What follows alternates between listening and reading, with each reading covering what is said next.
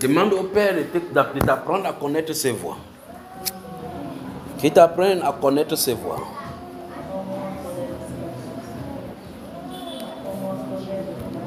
Demande-lui de t'apprendre à connaître ses voies. Le secret de la marche avec lui, c'est connaître ses voies.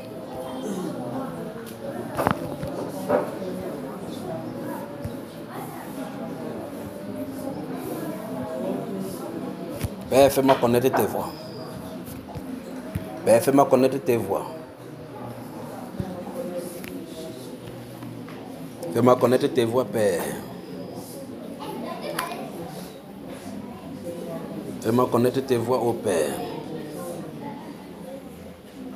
Fais-moi connaître tes voies, ô Père.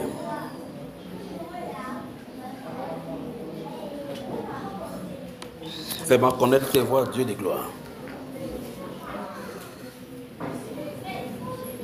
Seigneur, nettoie de moi des voies tortueuses. Nettoie, ô Père. Nettoie. Nettoie de ma vie des voies tortueuses, des chemins tortueux. Des contours qui ne viennent point de toi. Donne-moi de vivre d'après tes voies, de marcher d'après tes préceptes. Seigneur, très souvent je réfléchis, je prends mes propres décisions. Alors que tu as dit que je ne me confie pas à ma sagesse, mais que je recommande mon sort à toi et que tu agiras. Donne-moi, Seigneur, de te consulter sur n'importe quoi, de demander ton avis sur n'importe quoi. Car je ne sais même pas moi-même ce qui est bon pour moi.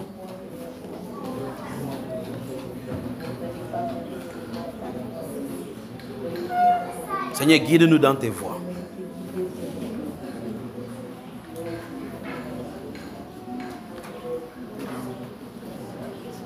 Guide-nous dans tes voies, ô Père.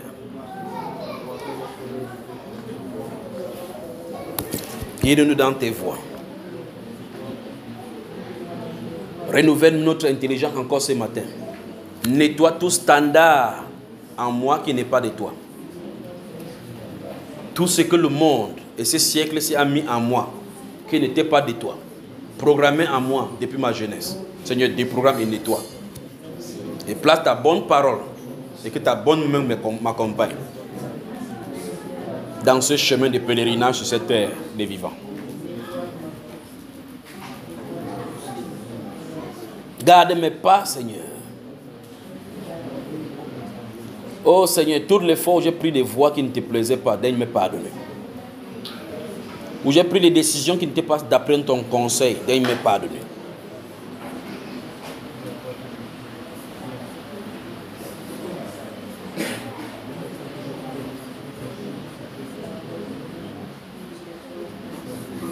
Alléluia.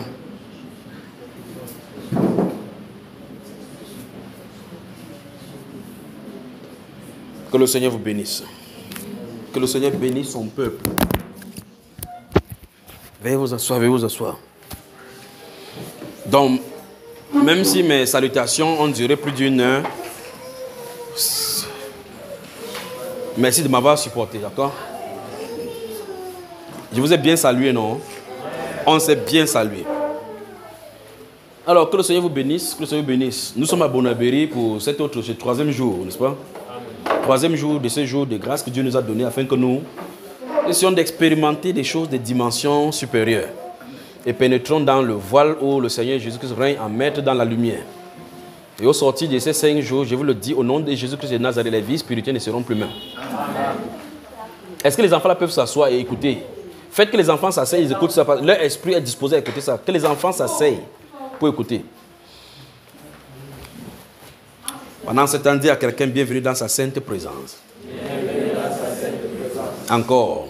Bienvenue dans sa sainte présence. Encore. Bienvenue dans sa sainte présence. Encore. Bienvenue dans sa sainte présence. Encore. Bienvenue dans sa sainte présence. Encore. Bienvenue dans sa sainte présence. Très bien. Donc maintenant, dans cette séance, avant qu'on ne commence véritablement ce matin, je vois qu'il y a des gens qui sont nouvelles. Prévenez-la qu'on prêche ici comme ça jusqu'à peut-être 17h. Donc, tu dis à l'oreille à quelqu'un que si tu es fatigué, sors-tu pas toi tranquillement. D'accord? Si les gens qui sont là ne sont pas habitués à durer avec nous, ce n'est pas conventionnel. Ce n'est pas le culte du dimanche. On ne peut pas aller à l'église pour sortir à 10 heures. Donc, Dieu merci, il n'y a même pas l'heure ici quelque part. Amen. On parle seulement jusqu'à ce qu'on sent qu'on doit plus parler. D'accord? Alors on commence. Y a-t-il des témoignages ou des questions? Je préférerais que vous posiez des questions avant qu'on prenne des témoignages. Si vous avez des questions sur tout ce qu'on est en train de faire, vous avez des questions d'ordre biblique, sur n'importe quoi, posez toutes vos questions pour qu'on réponde avant d'avancer. D'accord? Quelqu'un a-t-il des questions ou bien des témoignages? Bonjour à Bonabiri.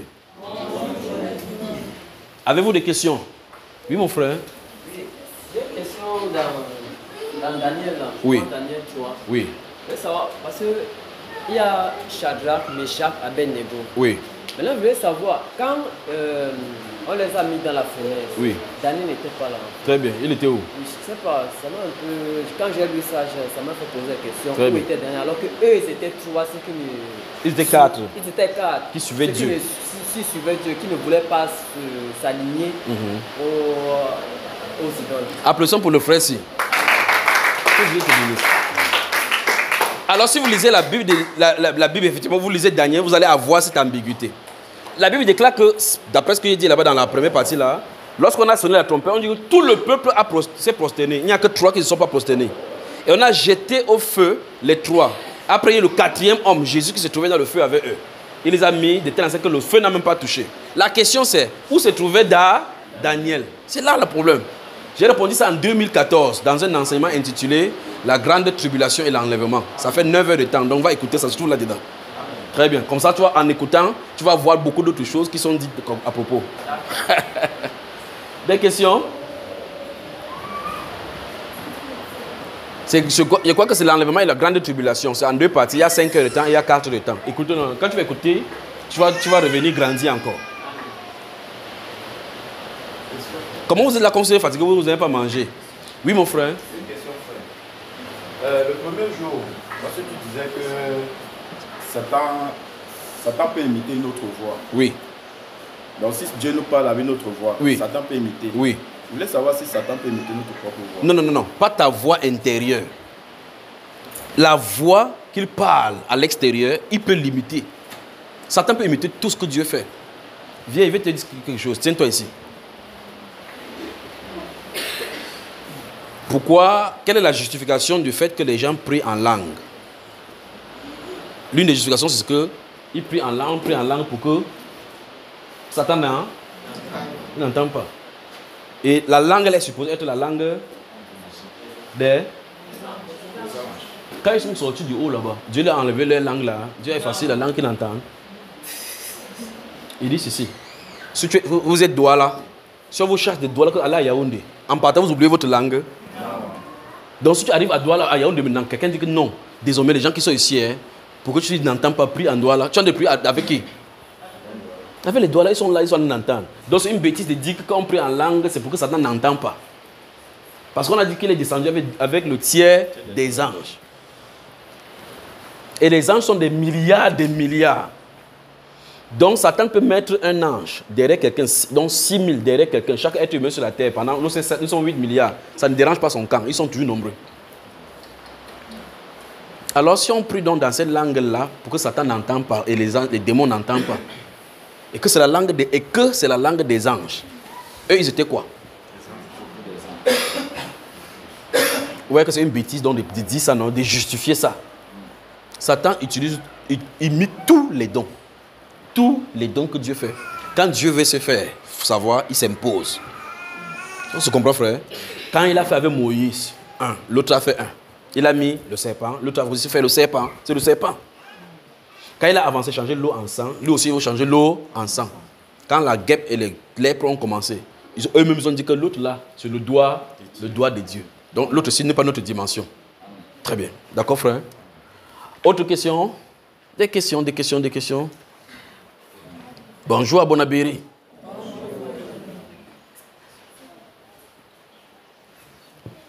Ok, je crois qu'il y a des questions en ligne là. Permettez-moi de prendre les questions ici.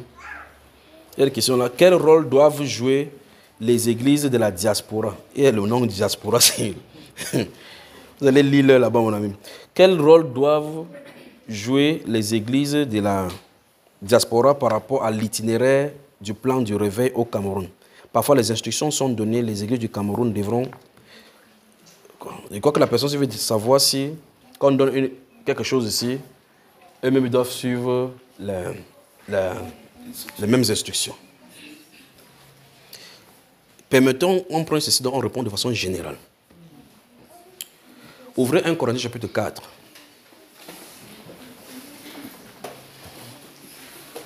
1 Corinthiens chapitre 4. Un de ces jours, pendant que le Seigneur Jésus-Christ donnait les instructions par rapport à la veille et comment tenir ferme à la fin du temps, l'apôtre Pierre dit que est-ce qu'à nous tous que tu nous dis, c'est à nous tous ou c'est à nous ou c'est à tous? Il dit quel est ce serviteur que le Seigneur aura établi sur les gens de sa maison. Quand vous écoutez le langage du Seigneur, vous en avez de dire, si vous voulez hériter du royaume, vous avez des principes à suivre.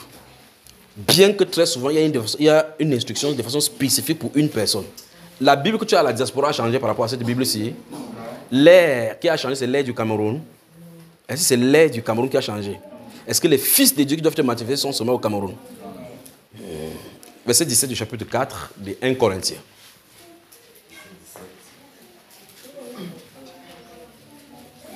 Pour cela, je vous ai envoyé Timothée, qui est mon enfant bien-aimé et fidèle dans le Seigneur. Il vous rappellera quelles sont mes voies en Christ, quelle est la manière dont j'enseigne partout dans toutes les églises. Très bien. Donc quand Paul partait à Corinthe, ce qu'il enseignait n'est pas différent de ce qu'il va enseigner chez les Romains. C'est la même règle partout. D'accord? Sauf que, lorsque vous regardez la façon que les gens font, le Cameroun a eu le temps de préparer, et ceux qui écoutent depuis longtemps ont eu le temps de préparer. Quand tu entends quelque chose, tu sais que ça te concerne. Si tu viens d'arriver, comme les gens qui viennent d'arriver là, tu commences à dire maintenant qu'on va prêcher jusqu'à 17h, tu dis que c'est quel genre d'église ça où les gens disent. Tu vas commencer à murmurer. Ne sachant pas que le problème de murmure, on a résolu ça depuis. Alors la réponse est, quand une instruction est donnée, et que c'est une instruction du Seigneur, si c'est spécifique pour l'église du Cameroun, pour les églises du Cameroun, ça concerne le Cameroun. Si c'est dit par exemple que gênons et prenons un temps parce que Dieu veut se manifester, par exemple. Si tu es quelque part, on n'a pas appelé ton nom. Ça, vous comprenez? Si on n'a pas appelé ton nom, ça suppose que si tu veux, tu adhères. Si tu veux participer de cette grâce-là, tu suis l'instruction tout simplement. Quand il a dit ici dans ce livre des psaumes là-bas que si mon peuple écoutait ma voix, et que écoutait ma voix, et qu'il se plaisait à me voir, en un instant, il séparerait ses ennemis. Il a parlé ça au Camerounais. Pourquoi quand tu lis ça, tu dis que hey, maintenant j'écoute la voix de Dieu? Pourtant, la personne à qui il parlait du peuple d'Israël. Où est-ce là? Dans le livre de Chronique, il dit quoi? Si mon peuple, ce qui est invoqué mon nom. La question c'est, est-ce que c'est à moi?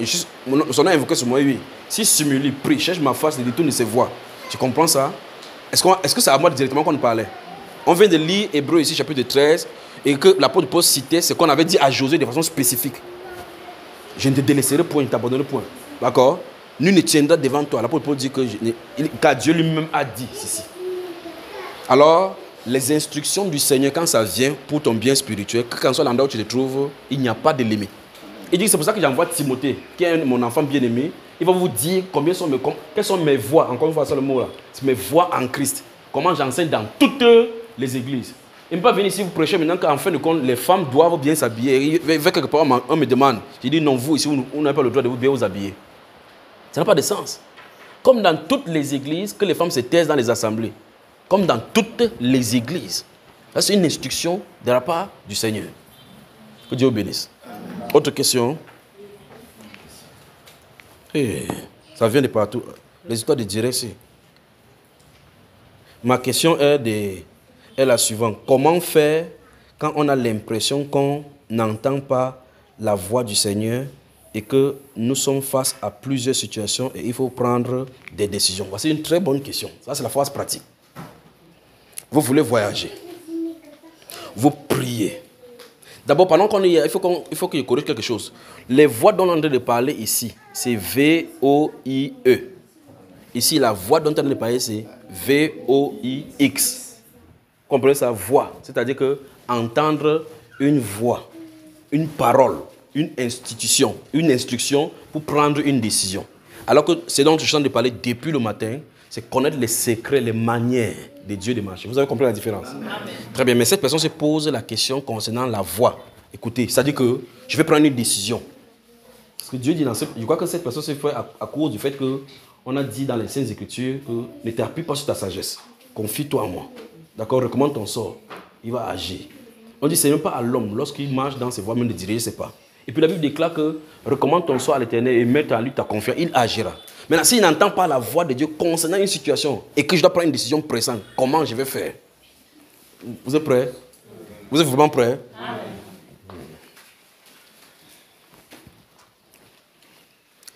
Le chrétien, c'est qui? Le chrétien, quand on dit chrétien, normalement, c'est qui? La partie à Christ. 2 Corinthiens chapitre 5.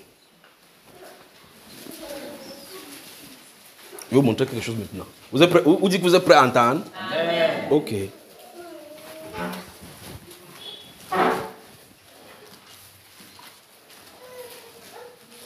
C'est ici que vous arrivez au niveau de la compréhension de l'Esprit de Dieu. Quand vous êtes en harmonie avec l'Esprit de Dieu, vous allez voir maintenant ce qu'il faut faire. Suivez bien cette question et suivez bien la réponse. Verset 19 et 20. Car Dieu était en Christ. Oui. Réconciliant le monde avec lui-même. Oui. En n'imputant point aux hommes leur offense. Et il a mis en nous la parole de la réconciliation. Stop. Il a fait quoi? Il a mis en nous la parole de la réconciliation. Dans la Bible, où est en nous? Il a fait comment? Où ça? Où ça? Où en vous? Dans le cœur. Dans le cœur. Donc ça veut dire que c'est là-dedans, n'est-ce pas? Il dit que Dieu a mis en nous. Pas, que le nous, ce n'est pas n'importe quel nous. Le nous, là, c'est un nous qui est spécial. Très bien. Maintenant, il dit qu'il a mis en nous. Pas qu'il va mettre. Il a mis en nous. Quand le nous-ci reconnaît c'est qui il est, il sait que le nous-ci, c'est de moi dont on parle. Parce que si un sataniste lit ça, il va toujours entendre nous. Pourtant, ça ne le concerne pas. Alors, il a mis, pas il va, il a mis en nous la parole de réconciliation. Donc, quand tu vas comme ça, là, tu as des solutions pour réconcilier les gens. Vous voyez cela? Allons-y, continuons. Verset 20. Nous faisons donc les fonctions d'ambassadeurs de Christ. Très bien. Donc, on veut répondre à cette personne-ci. Donc, le nous-ci sont les ambassadeurs.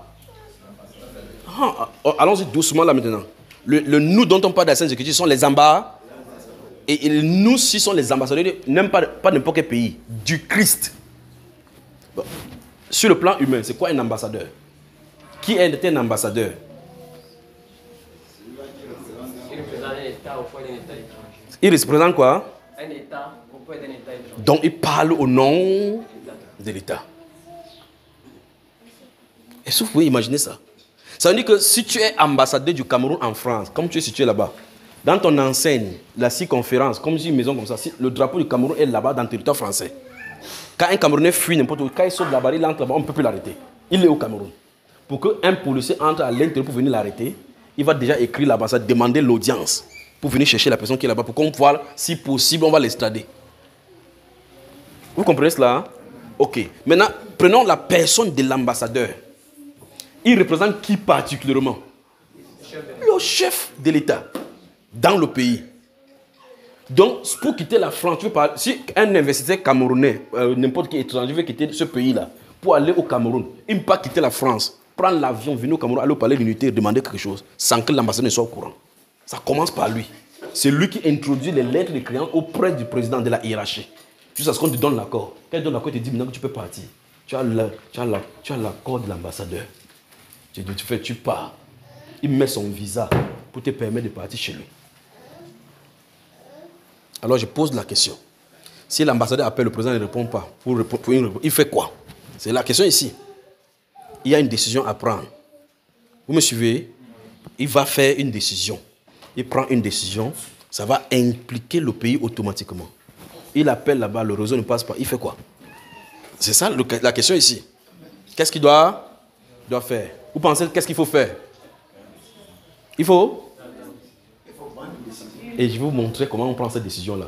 Mais au préalable, il faut être un ambassadeur. Très bien. Parce que ton sceau fait autorité. Amen. Vous voulez voir? Amen. 1 Corinthiens.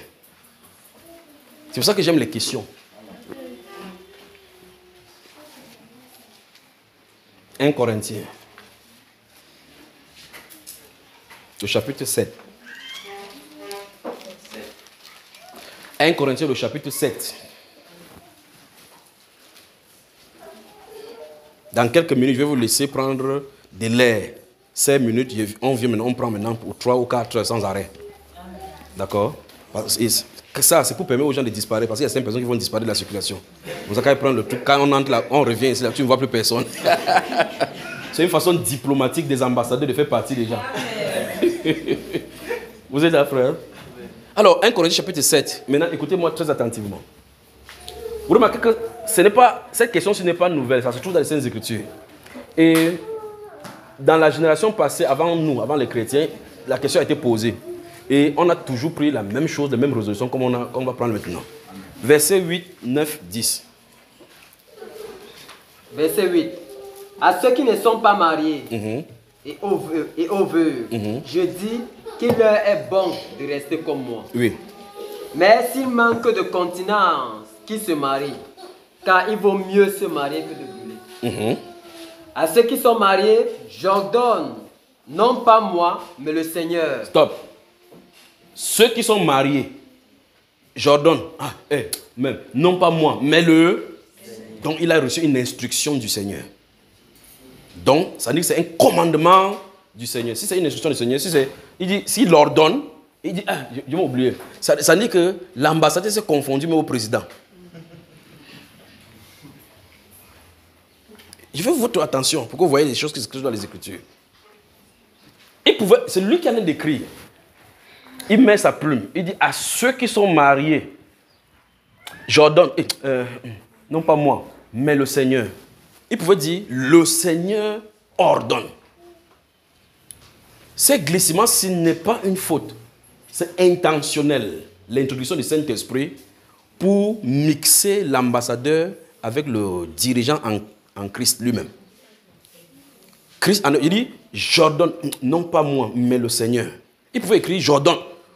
Non, le Seigneur ordonne. Il pouvait écrire ça directement.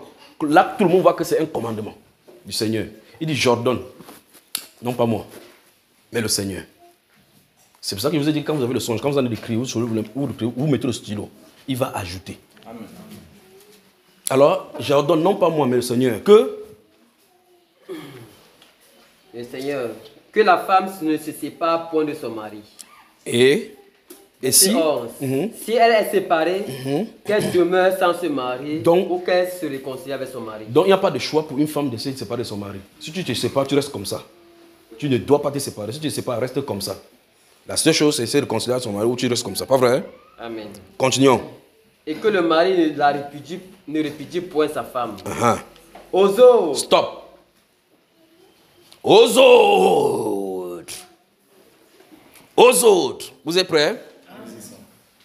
Donc, dans l'autre catégorie. On parle de Saintes Écritures ici. On est tous ensemble. 1, 2, 3. Aux autres. Aux autres. Oui. Ce n'est pas le Seigneur. Oui. C'est moi. Stop. Qui a ordonné le premier? Le Seigneur. Pourquoi il n'a pas dit pour le deuxième? Parce que là, nous nous trouvons maintenant où il faut donner une réponse et que le Seigneur n'a pas donné la réponse. Pourtant, il venait de donner la réponse. Si vous regardez le verset 1, il a dit, regardez le verset 1 du chapitre 7, il dit pour ce qui concerne les choses dont vous m'avez quoi? Écrit. Donc, les Corinthiens avaient écrit une lettre à l'apôtre Paul, lui posant des questions sur le mariage qu'il ne connaissait pas. Paul a pris à aller devant le Seigneur avec. Parce qu'il dit que le Seigneur ordonne, parce que le Seigneur a donné les ordres par rapport à la question qu'on lui a posée. Il me sent vraiment bien là maintenant. Amen. On a dit, ils ont posé la question que c'est le mariage. Il y avait un problème entre le mariage là-bas à Corinthe. Ils voulaient demander la pensée de Dieu à l'apôtre Paul. L'apôtre Paul va devant le Seigneur, okay, ce cas qu'ils ont dit, Dieu dit, ok, dis-leur que pour ceux qui sont mariés, voici mon ordre. Après Jésus c'était. Ça veut dire que c'est entre les mains de l'ambassadeur. Il dit que aux autres, ce n'est pas le Seigneur, c'est moi. C'est un défi là maintenant. Quelqu'un dit ambassadeur. Ambassadeur. Parce que là, il n'y a pas la voix du Seigneur, il faut donner une réponse. Aux autres, ce n'est pas le Seigneur, c'est moi. Oui. Si un frère a une femme non croyante. Les autres, là, vous voyez qu'aux autres, c'est le cas le plus nombreux même sur la terre. Et c'est même le cas qu'on devait même plus que le Seigneur devait résoudre là. Parce que le mari, on sait déjà, pour le cas de mariage, il y a ça partout. C'est les autres qu'il a laissé libre cours à l'ambassadeur de répondre. C'est après la réponse, c'est ce qu'il va dire concernant sa personne qui est intéressante. La personne qui est, quand je veux dire, qui est contenue dans nous, l'ambassadeur. Il dit, si un frère a une soeur qui est... Oui. Si un frère a une femme non croyante. Oui. Et qu'elle consente à habiter avec lui, qui ne la répudie point. Et si une femme a un mari non croyant et qui consente à habiter avec elle, qu'elle ne répudie point son mari. Car le mari non croyant est sanctifié par la femme. Et la femme non croyante est sanctifiée par le frère.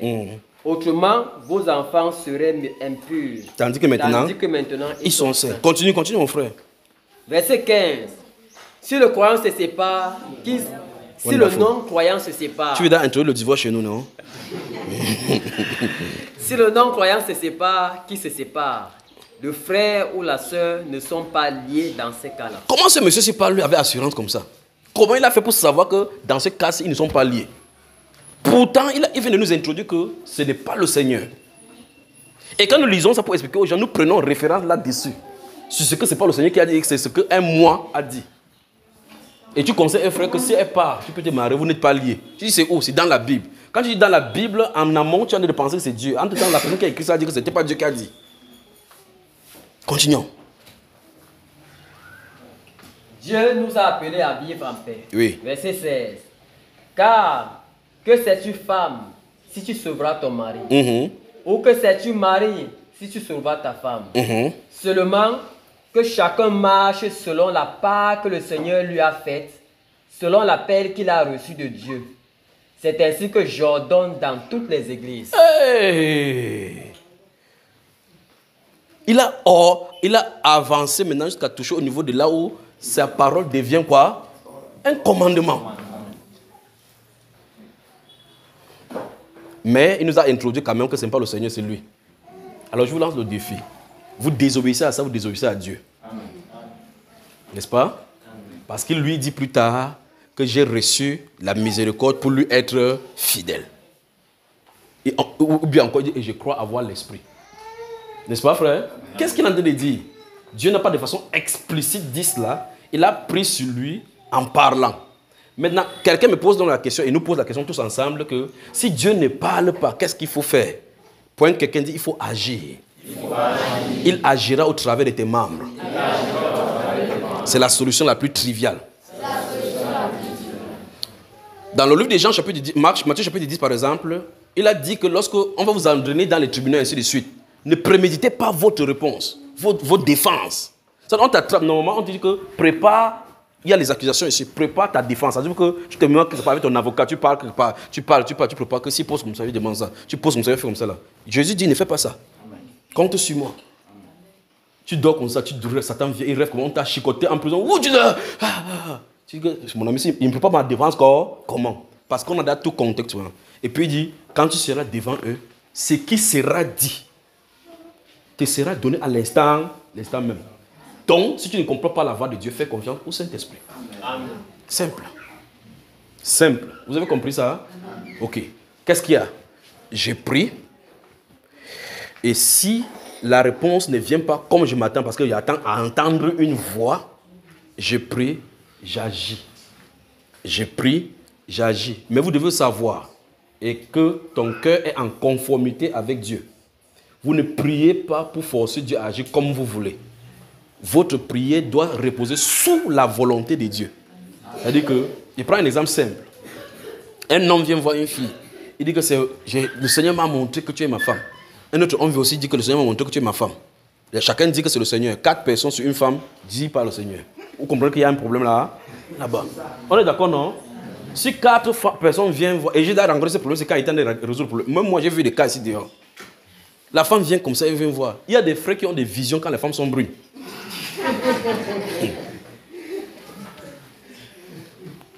Même ma propre femme que vous voyez là comme ça là. Quand on était mariés, il y a des gens qui ne savaient pas que c'était ma femme. On entendait toujours comme ça là. L'autre a eu la vision que c'est ma femme, ils sont mariés. Il dit c'est comme ça, oui. Il dit ok, il n'y a pas de souci. La femme qui a eu la vision a dit, va dire que tu es sa femme. Il dit qu'il n'y a pas de problème. Comme il savait que moi je suis quelqu'un qui n'a pas de femme, non, il ne savait pas qu'il était marié même déjà. Ah, ma famille. Le gars a commencé à envoyer le crédit. Quand il n'y a pas de crédit, il dit il t'envoie, tu prends. Quand il envoie le crédit de 5 000, il dit envoie-moi 2500. je lui ai demandé.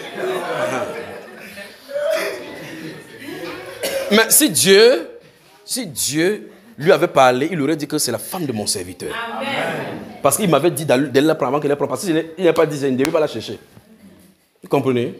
Le jour qu'il a su que c'était ma femme, il dit, ah bon, oui. Chacun a tracé.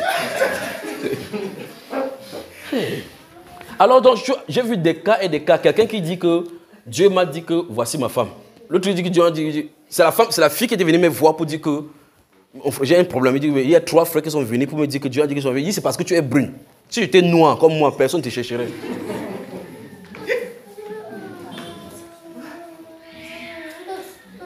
Nous-mêmes, on a des problèmes. Les femmes nous créent des problèmes.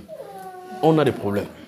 Et le vrai problème avec les hommes maintenant, c'est que quand ils sont en crise, au lieu d'aller flatter les femmes pour dire que je t'aime, on va dire que c'est Dieu qui a dit. Que c'est la vision. J'ai une vision sur toi. J'ai une vision sur toi. Et je vais vous dire maintenant une fille, écoutez-moi, hein, ce n'est pas quelque chose de mauvais. Si quelqu'un tente de venir dire que que Dieu m'a dit, regarde, écoutez-moi bien, que Dieu vous dit que Dieu a dit que si tu es ma femme, il dit que, pardon, demande à Dieu de me délivrer là, que je suis un puissant sorcier, je suis en mission. Qui vient encore le lendemain, vous allez voir.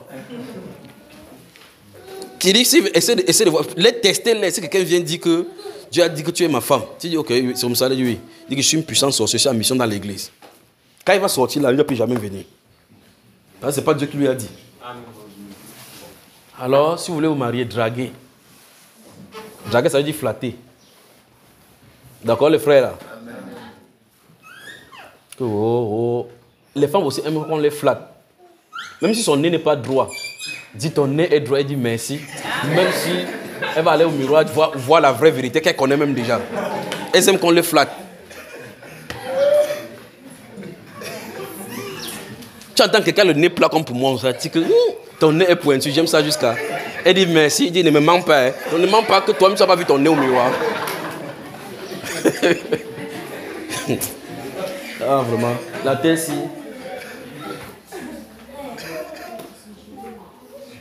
Vous allez faire, passer seulement, rester à côté de là où il y a le miroir, regardez les femmes passer. Restez à distance, chaque fois vous voyez seulement.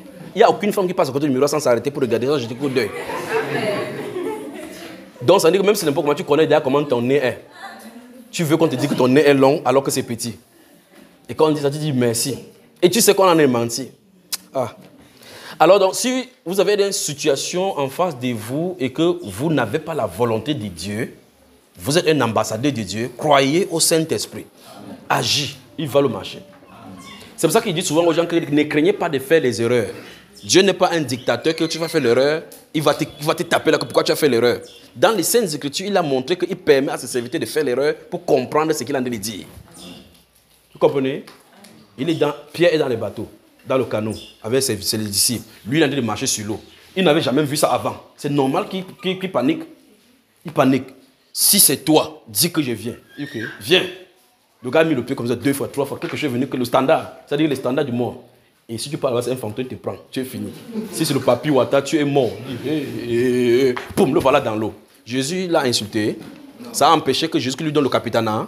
Non. Même comme il a régné 3 fois, est-ce que ça a empêché que Jésus lui donne toujours le capitanat? Qu'est-ce que Jésus a dit de dire? Je connais le meilleur que j'ai pour toi. Je connais le meilleur qui est en toi. Tu peux.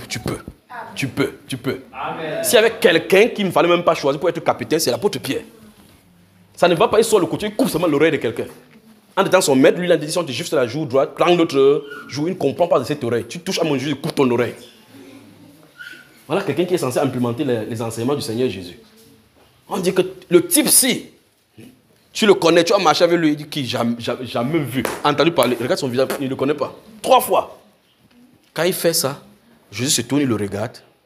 Le prochain jour, quand il vient, Pierre m'aime Dieu. Je t'aime, Seigneur. Et il mentait. Il l'aimait tellement qu'il pouvait fuir pour ne pas mourir à cause de lui. Et je t'aime, m'aimes-tu plus que ne m'aime ceci? Il dit, oui Seigneur, Père mes brebis. Donc vous remarquez que Dieu n'a jamais enlevé le ministère qu'il lui avait donné à cause de ce qu'il a fait. Travaillez avec le Seigneur dans les erreurs que vous avez faites, ça va vous permettre de vous corriger. Il n'y a personne sur la terre qui avance dans le ministère sans faire les erreurs. Amen. Et les erreurs sont utiles pour t'équiper. Pour que tu ne fasses plus les erreurs et que tu enseignes ces erreurs aux gens à ne pas faire. Vous suivez, frère? Très bien. Que Dieu vous bénisse. Amen. Donc ne craignez pas que si je prie, je n'ai pas la direction. En réalité, quand tu pries, la direction que tu cherches ne vient même pas d'ailleurs. C'est à l'intérieur de toi. Vous comprenez? Écoutez bien cela. Dans le livre de Proverbes, chapitre 16, la Bible déclare que le projet que forme l'homme dépend de lui. La réponse que donne la bouche. La bouche de qui? De la personne. Donc ta propre bouche vient de Dieu. Je ne sais pas si vous comprenez jusque-là. Il dit que le projet, tu as formé le projet dans ton cœur, dans ton cœur, dans ton cœur. Avant d'ouvrir la bouche comme ça pour dire, ok, je vais faire telle chose. On dit que cette réponse-là vient de Dieu. Donc, faites confiance au Saint-Esprit qui est dedans. Amen. Selon pour cela, si vous comprenez ce qu'on a en train de faire depuis l'autre premier jour, la compréhension de là où vous habitez, d'où nous sortons, Sion, la montagne de Dieu, vous devez savoir maintenant que quand tu parles sur ton avenir, ça va marcher. Amen. C'est pour ça qu'on ne considère pas ce que les gens ont dit. Que tu es né comme ça, je suis né dans une famille où on a fait comme ça. Là. C'est ta famille. Tu es seulement sorti, tu pouvais sortir de n'importe quelle famille. Jésus savait qui il était. Même ses propres frères physiques ne croyaient pas qui il était, le Messie. Pas vrai? Dans Jean chapitre 7, la Bible dit que ses frères lui ont dit, ok, personne qui veut faire se faire connaître les frères aux choses en cachette. Va dans le monde, il suffit, va dans là-bas, on va voir. Parce qu'il connaissait ceux qui sont les Judéens, on devait le tuer. Il dit que votre temps est toujours avec vous, mon temps n'est pas encore venu. Vous montez à cette fête, je n'y monterai point. Maintenant, le dernier jour de la fête, il était là au milieu d'eux. Vous avez moi, frère? Pourtant, ils étaient à la maison ensemble, ils mangeaient le macabo avec le maïs ensemble, ils s'assoient comme ça, la Marie parle comme ça que c'est un fils. Mais lui, il était différent. Il connaissait d'où il venait. Et par conséquent, personne ne pouvait convaincre sur la nature de sa paternité avec Joseph physique. Si vous connaissez que vous êtes les filles de Sion, que ça ne soit pas sur le nom seulement. Si vous connaissez que vous êtes les filles du roi de roi, que ce ne soit pas sur le nom seulement. Votre comportement intérieur doit imbiber votre vie et transcender votre quotidien. Oh, qu'est-ce qu'il y a? Il y a la contagion qui se passe à la Bonanda. Il y a une contagion à la Bonanda. Tu dis, dans ma maison, ça n'arrivera pas. Amen. Juste comme ça. Parce qu'avec ta voix, tu changes l'avenir. Vous comprenez cela? Parce qu'il a dit que 1000 tombent à ton côté et 10 000 à droite, tu ne seras pas atteint. Mais quand on dit comme ça, wow, il y a le contagion à Bonabéry, il y a les diarrhées, que vacciner vos enfants. Premier jour, tu prends rendez-vous que le matin. Parce que tu crains ce que les gens... Alors que la Bible déclare que ne craignez pas ce que le monde craint. Il ne permettra pas que le contagion frappe ta maison.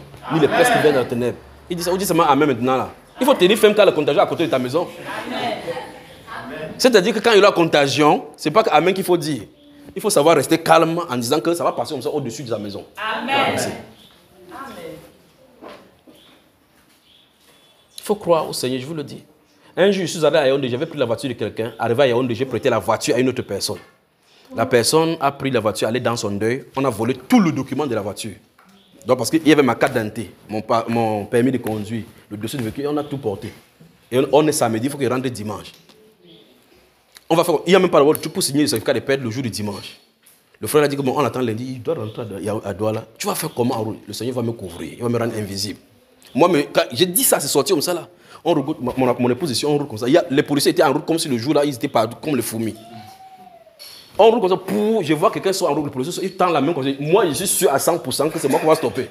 Il fait pip derrière moi. Je dis, mais tu ne m'as pas vu. Je traverse tranquillement. J'arrive quelque part. L'autre fait comme ça, il fait pip devant. Moi, il traverse comme ça. Donc, on prenait derrière, devant, derrière, devant, derrière, devant, derrière, devant, derrière, devant, derrière, devant. Tout ça, c'est arrivé. J'arrive à la maison, j'étais étonné. Hier, quand nous quittions ici, on est quitté ici comme ça. Vous savez en combien de minutes on est arrivé à la maison? En l'espace de 15 minutes, on était du côté de Yassa. Wow. La bonne main de Dieu nous a accompagnés. Je roule, je dis Seigneur, on passe comment? Il roule comme ça, il roule comme ça. Il y a eu d'embouteillage nulle part jusqu'on est arrivé. Le garçon qui a le garage avec mon épouse, je l'ai appelé pour dire. Je me suis arrêté ici pour appeler, essayer d'appeler parce que j'ai oublié mon téléphone ici. J'ai essayé d'appeler. J'ai fait 15 minutes là pour essayer d'appeler ici. Après, j'appelle le gars, je suis à abattoir. est-ce que je vais te trouver à la station? Il dit que non.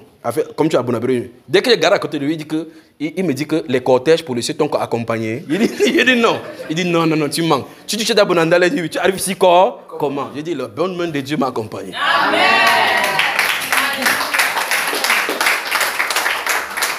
Il était étonné, c'est un garage, il connaît. Il dit mais Bonandale, maintenant. Là, quand tu m'as appelé, je suis là. Dieu a ouvert la voie, ouvert la voie. Faisons confiance au Seigneur. Amen. Vous allez me faire confiance? Amen. Regarde toi-même, là, tu ne parles plus à quelqu'un. Pointe ton nez, ton propre nez, que toi là. Qui doute comme un conteneur de doute là. Désormais, tu ne dois plus douter. Je t'ordonne. Ne doute plus jamais. Parce que le Seigneur Jésus est ton Père. Il a dit, je suis avec vous tous les jours, jusqu'à la fin du monde. Très bien. Parce que dans Matthieu chapitre 28, verset 20, il a dit, je suis avec vous. Tous les jours. Donc 365 jours sur 365. Même si on convertit ça, ça tombe sur 366, il est toujours là. Il a dit chaque jour jusqu'à la fin du monde. Quel genre d'assurance encore pouvez chercher? Je suis avec vous tous les jours jusqu'à la fin du monde. Faisons-lui confiance, d'accord? Que Dieu vous bénisse. Amen. Quelques questions encore? Oui, mon frère. Oui, ma question, c'est que nous sommes tous les enfants de Dieu. Amen. Oh. J'arrache ça. Je ne comprends pas pourquoi la Bible parle tout le temps seulement du peuple d'Israël. Comment la Bible parle tout le temps du peuple d'Israël? Oui. La Bible parle toujours du peuple d'Israël. C'est ça qui...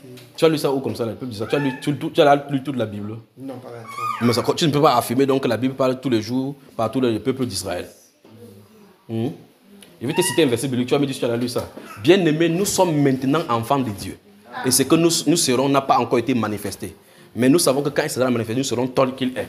Tu as lu ça? Mais tu as entendu Israël dedans? Pointez-le le doigt, dis que lis ta Bible. Lis ta Bible. Très bien. Des questions? Oui. Oui, frère, ma question c'est concernant la délivrance en fait. Oui. Oui, je voudrais savoir, lorsqu'une personne est possédée d'un esprit impur, oui. Si cette personne, au moment de la délivrance, si cette personne peut confesser que Jésus-Christ est Seigneur, étant possédé d'un esprit impur. Ouvre ta Bible. Actes des Apôtres. Chapitre. Actes des Apôtres.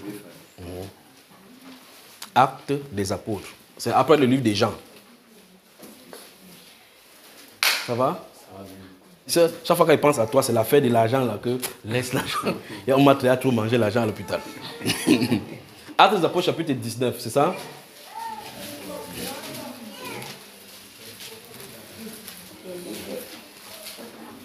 Normalement, quand il dit Actes des Apôtres chapitre 19, vous devez comprendre où je suis en allé. Normalement. Vous avez entendu l'histoire des 7 fils d'Eskéva. Tu es là-bas, non, frère? Tu as trouvé? Tu as trouvé? On peut commencer à verset 16.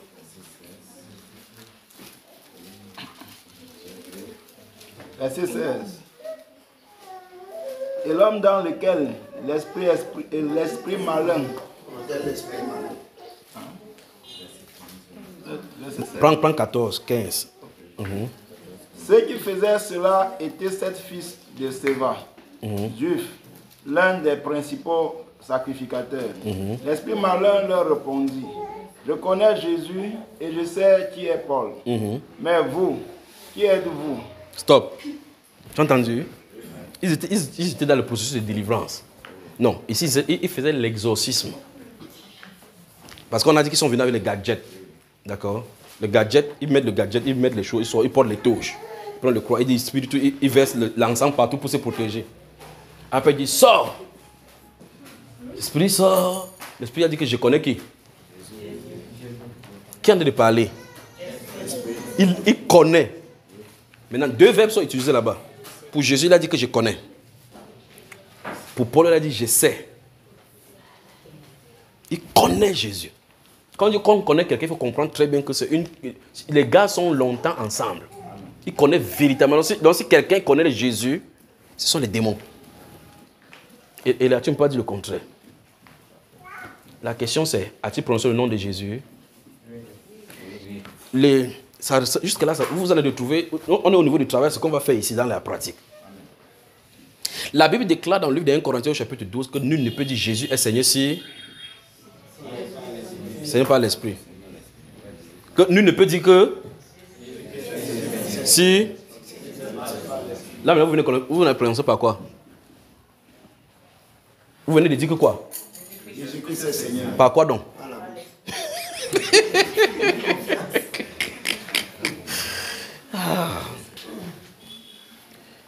Nul ne peut dire Jésus-Christ est Seigneur si ce n'est pas l'Esprit. La Bible déclare que toute langue doit confesser que Jésus-Christ est Seigneur. C'est même normal que les démons confessent que Jésus-Christ est Seigneur. Parce que ça montre maintenant qu'il se soumet.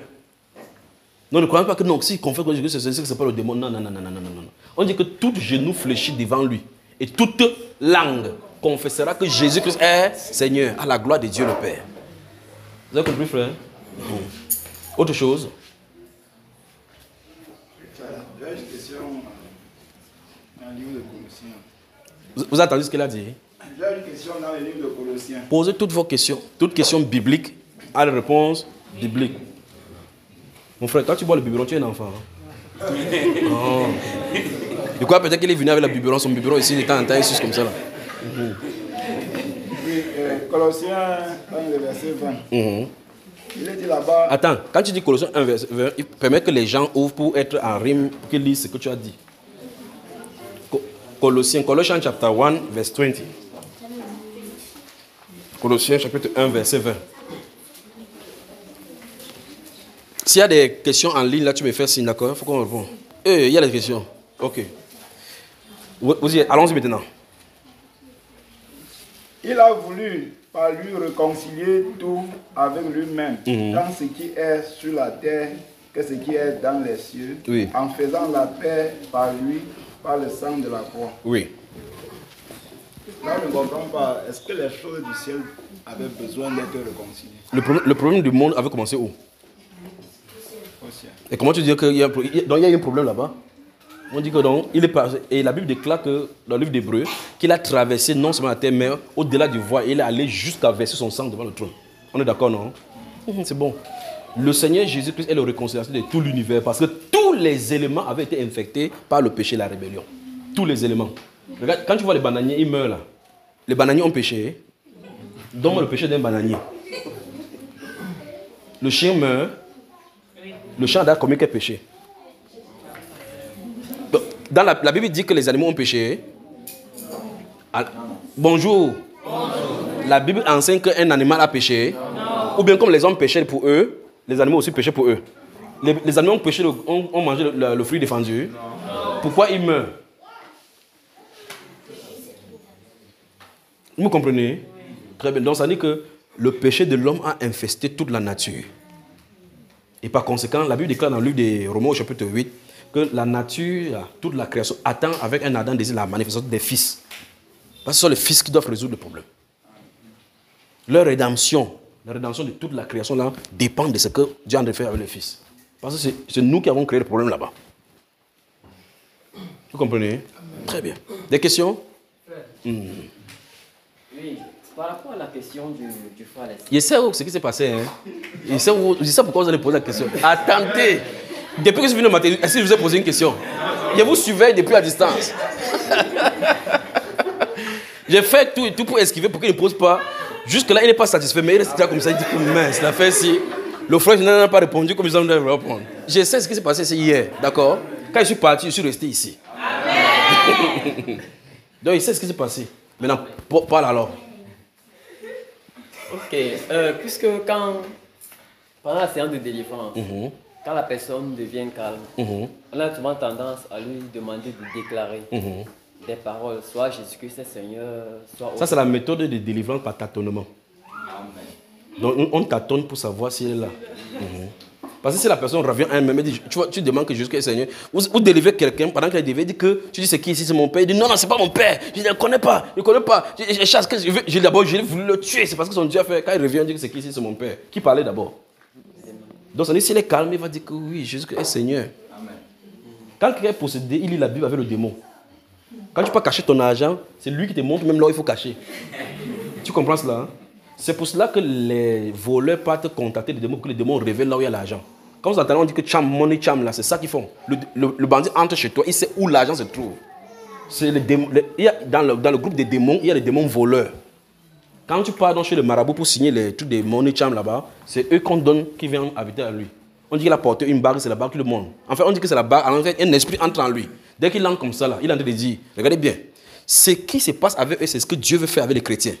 On dit ceux qui sont conduits, ce n'est pas l'homme lorsqu'il marche à diriger ses pas. Donc quand tu marques tes pas, le Saint-Esprit a marqué les pas. Il entre dans la maison, toi-même tu envoies quelqu'un à la maison, il part chercher l'argent, il ne voit pas. Il entre chez toi, il fait comme si vous avez gardé ça ensemble. Il vient, il loue comme ça, il prend, il ne casse même rien, il repart. Tu dis, comment tu as fait qu'il y a l'argent là-bas? L'esprit l'a conduit pour voler. D'accord? Donc quand cette personne si est seule comme ça, là, tu dis de dire n'importe quoi, il va dire. Mais c'est la puissance du Saint-Esprit qui pousse à confesser ce qu'il faut confesser. D'accord? J'ai fait exprès de vous laisser vous entraîner là-bas hier. D'accord? Quand ça arrive à un niveau donné, maintenant, vous voyez l'heure, vous dites que l'affaire, c'est là. Passons à un autre étape, l'autre façon de faire la didactique. Courage, d'accord? Ça va aller. Des questions? Ok, on prend les questions des gens qui sont en ligne.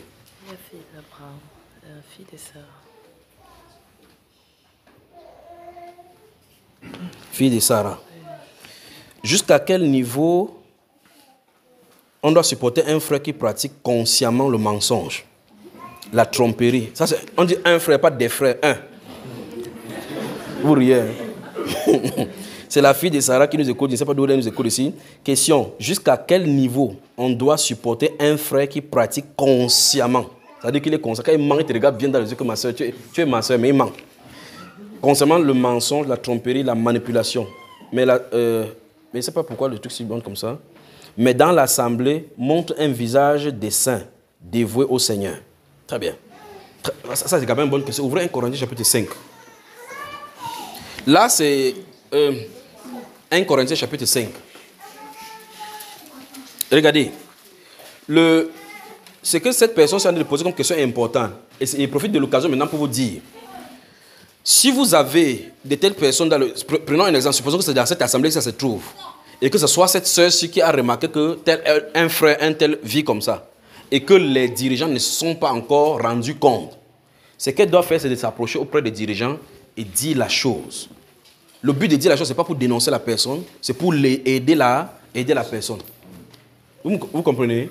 Ça veut dire qu'il faut qu'elle dise la chose. Sinon, la personne avec cette dissimulation, ce moyen de tromperie, va commencer à détruire les gens là-bas et peut même causer un trouble au milieu des chrétiens. Parce que c'est un mauvais esprit. Vous m'avez suivi? Parce que cette personne se dit, écoutez encore bien, et des questions, jusqu'à quel niveau doit-on supporter un frère qui pratique consciemment le mensonge, la tromperie, la manipulation, mais dans l'assemblée montre un visage des saints dévoués au Seigneur? Et là maintenant, cette dernière partie, quand il est en train de dire, montre clairement que c'est de la dissimulation. Alors je dis ceci, si ce sont les dirigeants qui ont détecté ceci, il y a une façon directe de traiter. Si c'est quelqu'un, un membre de l'assemblée qui a constaté que tel frère est comme ça et que les dirigeants n'ont pas encore contacté, la première chose à faire, c'est que cette personne doit s'approcher auprès des dirigeants pour dire que voici le constat que le tel frère fait. La première question que les dirigeants doivent poser à cette personne qui vient reporter, c'est est-ce que tu es prêt à reporter, à dire ce que tu as dit là en sa présence? Si elle dit oui, je suis prêt à reporter avec des exemples à l'appui. La prochaine étape consiste à faire inviter la personne qui est mise en cause. On le met là-bas dans une assemblée. Donc, la personne qui est accusée, la personne qui accuse avec les dirigeants seulement dans un cadre restreint. On lui pose la question, on dit, ma soeur, tu nous as parlé de ses frères. Je veux que tu dises devant lui ce que tu nous as dit. On laisse la personne parler. Il dit, il a fait comme ça, par exemple, il a fait comme ça, il a fait comme ça là. Et j'ai trouvé que d'après la Bible, son agissement n'est pas bien.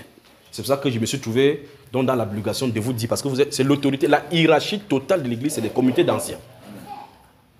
Vous avez compris?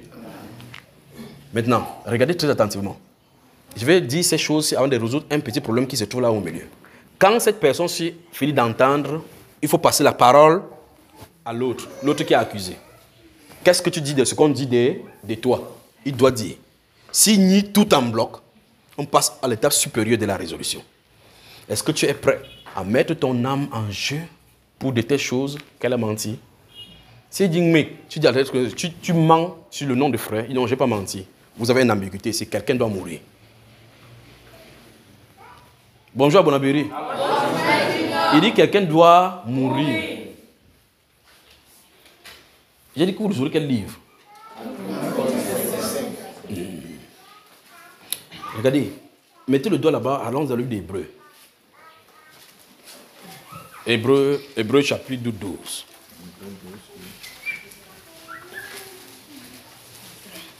Hébreux le chapitre 12. Je veux quelqu'un qui va me lire les vitres souvent à haute voix. Et ouvre la Bible rapidement. Hébreux 12. Toi tu peux lire rapidement. Tu peux lire à haute voix. Et du bonheur. Verset 14, allons-y. Hébreux 12, verset 14. Oui, à haute voix.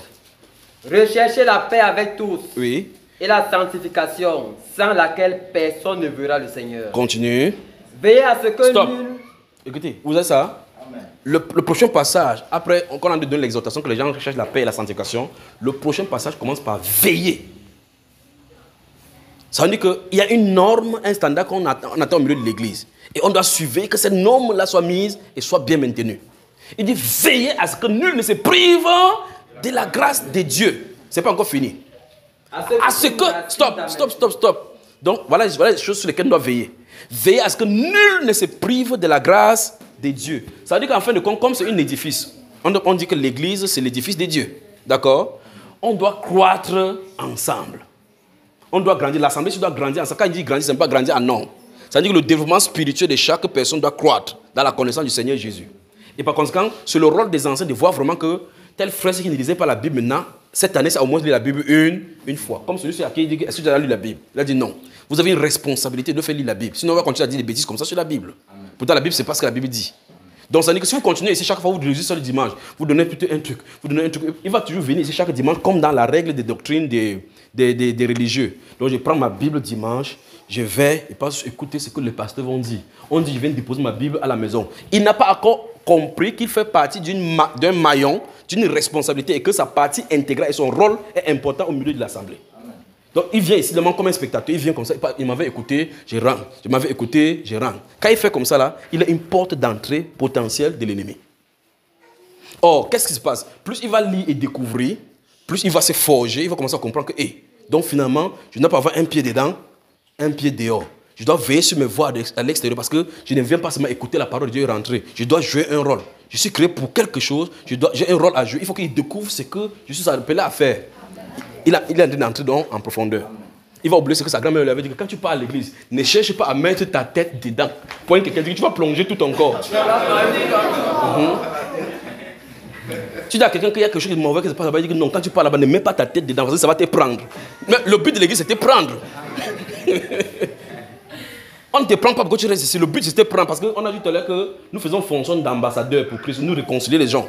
Donc, tu dois comprendre que tu as des problèmes avec Dieu. Et nous sommes là pour te dire, réconcilie-toi avec Dieu pour ne plus avoir de problèmes. Tu viens comme tu guettes comme ça que, est-ce que mon problème peut se résoudre? Tu fuis, tu pars. Tu viens, tu pars. Ça, ce sont les œuvres. Il faut qu'on apprenne à connaître les voies de Dieu. Donc, on dit veiller à ce que nul ne se prive de la grâce de Dieu. Donc, c'est de votre responsabilité d'aller vers une sœur pour dire, ma sœur, depuis je ne t'ai pas vu, tu es venu maintenant, qu'est-ce qu'il en est? Comment va ton mari? Est-ce que dans le foyer, est-ce que tu es soumis à son mari? C'est-à-dire, oui, tu contactes son mari. Comment va ta femme à la maison? Je voulais même te voir même depuis. Avant qu'il ait dit 1 ici, qu'elle a dit 1, 2, 3, 4, 5, 6, 7, 8. Tu comprends que celle qui vient ici comme ça, que oh, ben, mais voici, j'entends. Tu comprends qu'il y a quelque chose qui ne va pas. Il y a un problème. Si elle reste à l'extérieur là-bas, ça ne lui fera pas du bien. L'enseignement va lui faire du mal. Donc elle écoute, c'est un peu comme une plante que vous mettez là-bas, où vous en allez l'arroser avec de l'eau chaude. Ça ne peut pas faire progresser. Le but pour lequel on se réunit, c'est pour s'édifier, pour grandir, pour former l'édifice que Dieu a voulu. Et donc, comprenez ce genre de versets. Veillez à ce que nul ne se prive de la grâce de Dieu. On doit veiller sur vos vies spirituelles pour que vous croissiez. Le but, ce n'est pas de veiller pour que vous venez ici. Non, non, non. C'est que tu sois n'importe où, que tu comprennes que tu as un rôle à jouer. Dieu attend que, si tu ne te répands pas, tu as un problème avec lui. Et que tu vas chercher la volonté de Dieu pour toi-même. Donc, ta Bible, c'est pour que tu lises. Pour connaître la volonté de Dieu pour toi. Et quand on se réunit ici, c'est que tu partages ce que Dieu t'a dit. Tu donnes ton expérience, je donne mon expérience. S'il y a un problème, on se soutient les uns les autres. Voilà l'essence de l'église et de l'édification de la communion fraternelle. D'accord, frère? Veillez à ce que nul ne se prive de la grâce de Dieu. À ce que Aucune racine. Quoi? D'amertume. Poussant des rejetons ne produisent de quoi? Du trouble et que plusieurs n'en soient infectés. Vous avez vu ça? Ça veut dire que c'est un mauvais herbe, ça pousse, on laisse se développer, ça va infecter les autres. Et on dit qu'on veille sur cela. Tandis que quand le rejeton c'est sort du sol, on commence à voir, parce que quand quelque chose est dans le sol, tu ne peux pas savoir. Quand ça commence à sortir, tu commences à voir qu'il y a une plante qui sort ici. Il faut qu'on identifie quel style de plante est en train de grandir. C'est qu'il en développe produire, est-ce que c'est le fruit qui émane du royaume? Est-ce que c'est alimenté par l'Esprit de Dieu? D'accord? Il dit veillez à ce qu'aucune racine d'amertume ne pousse des rejetons, que ça ne grandit pas au milieu de vous et que plusieurs n'en soient infectés.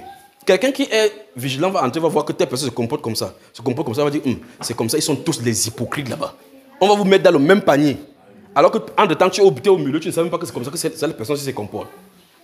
Vous comprenez? À ce qu'il n'y ait ni impudique, virgule, ni profane, virgule, comme Ésaü qui, pour un main, vendit son droit d'aînesse.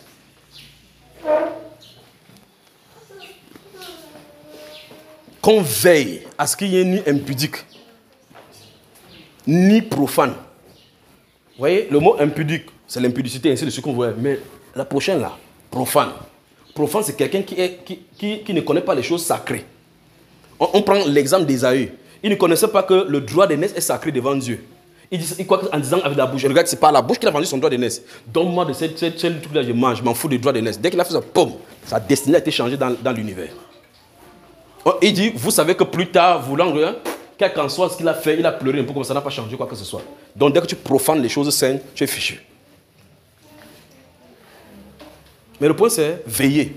Vous comprenez cela? Veillez à ce que ces choses ne soient au milieu de vous. Et on nous donne donc l'ordre là, par rapport aux veilleurs. Il dit, veillez à ce que la racine ne pousse pas. C'est pour ça qu'il dit, je suis en place pour mettre ici que si ces gens de personnes se trouvent au milieu de l'assemblée, il faut surveiller d'abord ça rapidement. C'est pour cela qu'il dit que mieux une personne tombe. Quand il parle de la mort, c'est ça que je t'ai parlé. Donc une personne doit mourir. C'est-à-dire que si c'est cette sœur qui a voulu mettre l'accusation sur quelqu'un, dans l'Ancien Testament, on disait par rapport aux vierges, que si quelqu'un voit une vierge, vient porter plainte, oh j'ai pris cette femme-ci et je ne l'ai pas trouvée vierge. Son père, on va les amener devant le sacrificateur. Son père va prouver avec sa maman, prendre la preuve de sa virginité et déployer devant le peuple, devant les anciens, en disant, nous avons donné notre fille à cet homme-ci pour vierge. Il lui impute des choses criminelles. C'est-à-dire qu'ils disent que notre fille n'est pas vierge quand on l'a pris en mariage. C'est pour se séparer d'elle et prendre une autre femme. Et quand il va se séparer comme ça, personne ne peut jamais la prendre, elle est une prostituée. La Bible déclare que s'il donne les preuves, ce garçon-ci va être lapidé. Parce qu'il a porté atteinte à l'honneur d'une vierge en Israël. Donc, il a voulu lui imputer des choses criminelles. C'est lui qui doit mourir. Donc, il faut qu'on le rechange pour que de telles choses ne se répètent plus. Mais si c'est vrai, la Bible déclare que la femme doit être lapidée parce qu'elle a commis une souillure dans la maison de son père. Pour que ça donne l'enseignement aux gens qu'on ne doit pas faire ça ici. Parce que si on laisse ça si vivant, on dit que okay, ça va contaminer. C'est le libertinage qui a fait que la fornication soit partout. Vous avez compris? Donc la manière de Dieu de régler les choses, c'est comme ça. Parce que si une personne quitte, on dit non, il faut qu'on fasse ceci. Ce n'est pas la discipline comme on fait dans les églises, qu'on dit qu'on le met au dernier banc, ce n'est pas ça. C'est plus que ça. Quand ça ne va pas, je tue. Amen. Bonjour à Bonabéry. Bonjour. Alors, qu'est-ce qu'il dit? Il dit, veillez à ce que que cette racine ne pousse au milieu de vous et que plusieurs n'en soient infectés. Quand vous voyez que si ces racines se poussent ici, ça va contaminer, casser le ciment. Et que vous savez que sa racine va entrer, ça va plus tard casser le ciment et la véranda. Qu'est-ce que vous faites dès le départ?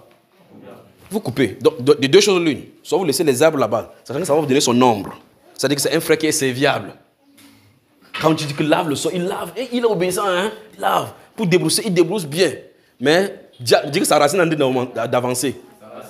Ça va casser le ciment. En entendant qu'elle a enchanté 3 ou 4 filles là-bas. C'est quand il touche ta fille, c'est là que tu comprends vraiment qu'il fallait constituer ça depuis longtemps. Vous comprenez? Mais qu'il est serviable, d'accord? Il est serviable. Donc, il faut donc veiller à ce que ça n'arrive pas. Donc, c'est mieux que si c'est vrai, cette personne-ci soit retranchée. Il y a un processus de retranchement encore qu'il faut une grâce et une sagesse pour le faire. Retrancher, ça veut dire que le mettre à part, de côté, qui ne vient plus et qui n'assiste plus. Mais quand il fait comme ça, donc, c'est pour ça qu'au milieu des anciens, il y a ceux qui ont la sagesse pour résoudre le problème. Il y a ceux qui ont le don pour enseigner, parmi les anciens. Il y a ceux qui dirigent. D'accord? Il y a ceux qui veillent, les surveillants, les épiscopes, ainsi de suite. Alors, ces gens-ci, parmi eux, se trouvent dans les gens qui peuvent discerner ce qui dérange cette personne. Donc, l'avoir mis de côté, ça ne veut pas dire qu'on l'écarte totalement de l'assemblée. Le but, c'est de l'isoler. Quand vous êtes en troisième, on dit que si quelqu'un est malade de telle chose, il faut isoler le malade. Parce qu'il vient à l'école, vous imaginez que vous êtes chez vous avec votre enfant, l'enfant n'a pas de grippe, il part à l'école, tu entends la flash. Tu sors d'où? C'est Kanga qui m'a touché sur mon visage à l'école. Donc il y a un Kanga à l'école avec le flash. Ton enfant est sorti par les flashs. Vous savez, les nez qui coulent des enfants haut de là-bas, les grippes. L'enfant rentre avec les grippes. Parce que dans l'école, l'enfant est obligé de jouer avec son ami. Et Kanga aussi ne sait pas quand tous on met la main. Il verse le flash dans lui. Et quand celui-là vient, l'enfant qui est à la maison, qui part par le corps, à la maison. Si la maman de Kamga connaissait que son enfant a la grippe, pour faire bien, il garde son enfant à la maison. Il écrit au directeur qu'à cause du fait que mon enfant a la grippe, je ne peux pas l'emmener pour qu'il puisse contaminer. Il va isoler là-bas, on circonscrit la maladie, on traite, ce n'est pas contaminant. Amen. Vous comprenez cela? Donc c'est exactement ce qu'il faut faire au milieu de l'église. On amène la personne de côté. Par exemple, quand on amène de côté, maintenant, on regarde le traitement. On le place donc dans un processus de travail. Qu'est-ce qui ne va pas avec toi? Pourquoi tu fais cela? Et puis vous voyez, la personne va commencer à s'ouvrir. Et là, vous commencez donc le processus de recherche. La recherche maintenant de la cause du problème. Quand je vais chez lui, avant d'aller chez lui, je prie devant le Seigneur. Seigneur, je te présente cette personne. Le jour où le Seigneur dit que je ne le connais pas, oublie seulement cette personne-ci. Mais si c'est quelqu'un que Satan a attrapé pour soumettre à sa volonté, vous devez persévérer jusqu'à ce que la corde soit détachée. Amen. Et là, ça se passe dans des jeûnes et des prières. Amen. La Bible déclare dans le livre de Jacques, chapitre 5, que celui qui aura ramené un frère qui s'est garé aura servi une âme et annulé une multitude de péchés. C'est qu'on est devenu tellement laxiste que même pour prier, même pour nous-mêmes, c'est déjà grave. N'en parlons pas si quelqu'un te dit prie pour moi. Et que c'est 5 personnes qui demandent. Tu dis oui, on va prier. Toi-même, ta part, ça ne te laisse pas. Alors, donc, quand vous laissez cette personne-ci de côté, le groupe des anciens vont suivre, peut-être 2 ou 3 personnes. On prie. Vous réunissez là, vous priez pour nous, priez. Seigneur, révèle-nous quel est le problème. Révèle-nous quel est le problème. Et si vous allez là-bas comme ça, là, Dieu révèle quel est le nez du problème. Peut-être vous imposez la main sur lui, l'esprit est chassé, il revient. Vous le regardez encore, tester autant de temps que Dieu va vouloir. Vous savez maintenant que s'il est honnête, vous le réintégrez en le présentant devant l'assemblée que notre frère qui était ici était perdu, maintenant il est retrouvé. Amen. On rend grâce à Dieu. Applaudissons pour notre frère.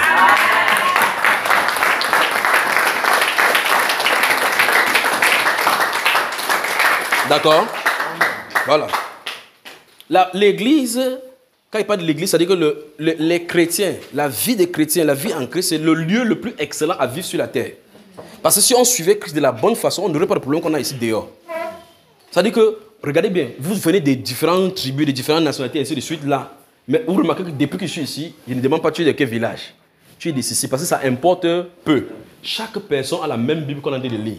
On lit. Le but, c'est que notre royaume, c'est le royaume du rassemblement, de la réconciliation, de l'amour. Point. Ce qui nous lie, c'est la parole de Dieu, c'est Christ qui nous lie. Le tribut, ça ne nous sépare pas de Christ. Non, ça ne nous sépare pas les uns les autres.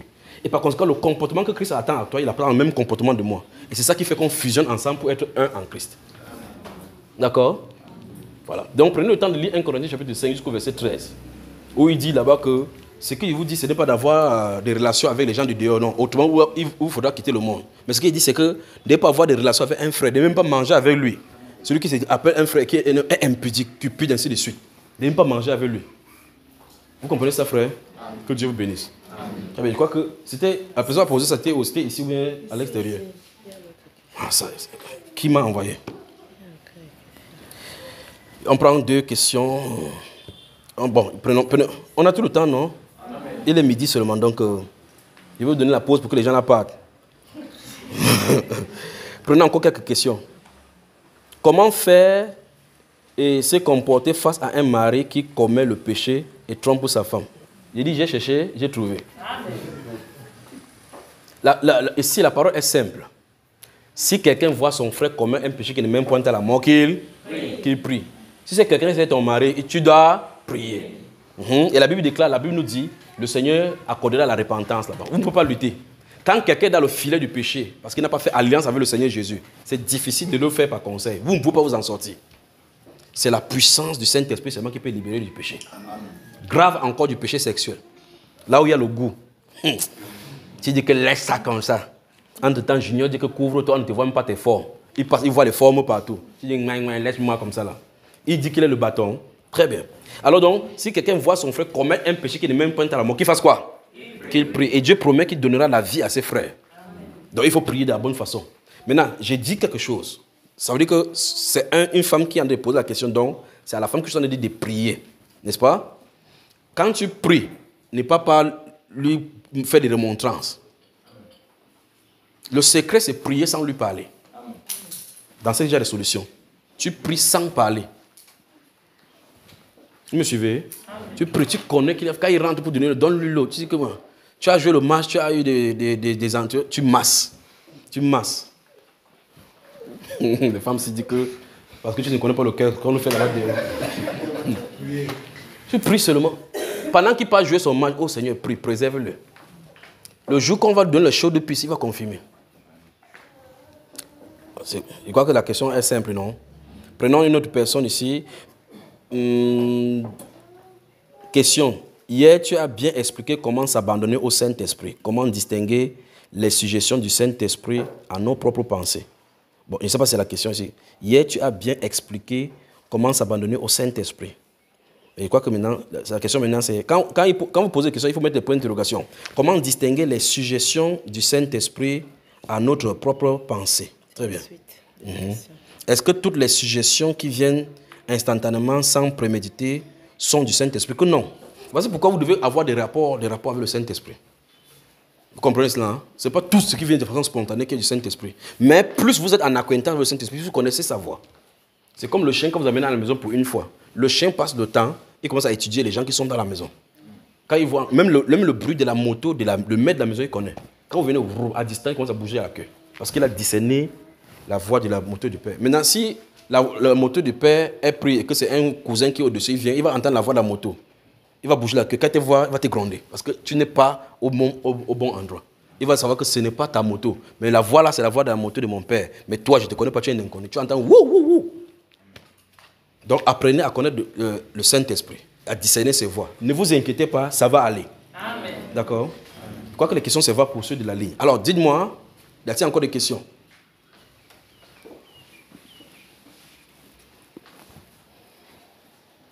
Jean de Bonandère, vous n'êtes pas content, hein? Vous êtes fatigué, comment vous êtes calme comme ça? Vous me laissez que c'est moi seul qui parle.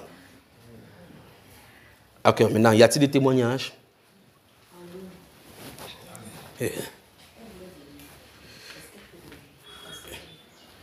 Y a-t-il des témoignages ici? Oui, mon frère. Viens. L'apôtre. Applaudissons pour l'apôtre. Apôtre Angelbert. Bonjour, peuple du Seigneur. Que le Seigneur nous bénisse encore. Déjà, tout à l'heure, quand le bien-aimé frère dit que nos enfants, s'ils nous écoutent, le frère dit, il dit vrai, bien-aimé. Parce que hier, ma fille, l'avant-dernière, elle arrive à la maison. On arrive à la maison. Elle a quel âge? 6 ans. 6 ans. Alors qu'elles sont en train de bavarder, marcher partout. Oui, elle tourne là. Elle vient me dire que, mais papa, tu es Paul de Tarse. Tu es l'apôtre Paul de Tarse. Je dis, c'est ce que tu as suivi. Elle dit oui. Alors qu'elle est en train de jouer son entrée, je ne les envoie même pas. Elle me posait la question pourquoi? Parce que il y a un film de Actes des Apôtres. Oui, quand elle suit ça, elle voit comment on le tape. Elle dit que... donc on va te taper. Comme sur les tasses là. Donc, pour dire que les enfants vraiment soient attentifs. Ils sont attentifs. On va également croire qu'ils ne comprennent pas vraiment, ils sont attentifs. Ils comprennent mieux que vous ici, là, je vous dis. Et maintenant, mon témoignage, bien aimé, le Seigneur a fait grâce, j'ai eu une voiture. L'apôtre, la voiture de l'apôtre. La voiture bien apostolique. Aimé, vraiment, faisons confiance au Seigneur. Amen. Je n'ai jamais fait l'auto-école. Je ne suis jamais allé à l'auto-école. Je ne suis jamais entré dans une voiture, même démarrer, je n'ai jamais fait. Donc cette voiture que le Seigneur m'a donnée, c'est la première voiture où je suis entré. Amen. Et pendant ce temps, l'ennemi était toujours à me dire que mais toi tu achètes la voiture, tu n'as pas fait l'auto-école, tu vas conduire. Comment? Moi j'ai fait confiance en mon Dieu. Il dit que rien n'est impossible à Dieu. Amen. Même dans la voiture, tu vas m'apprendre à conduire. Le premier jour que je suis allé prendre la voiture, j'ai garé à la maison. Amen. Bien aimé, le jour que le Saint-Esprit m'a rempli de la conduite, c'est le mercredi qu'il est venu à l'assemblée. Petit 3 jours quand j'ai pris la voiture.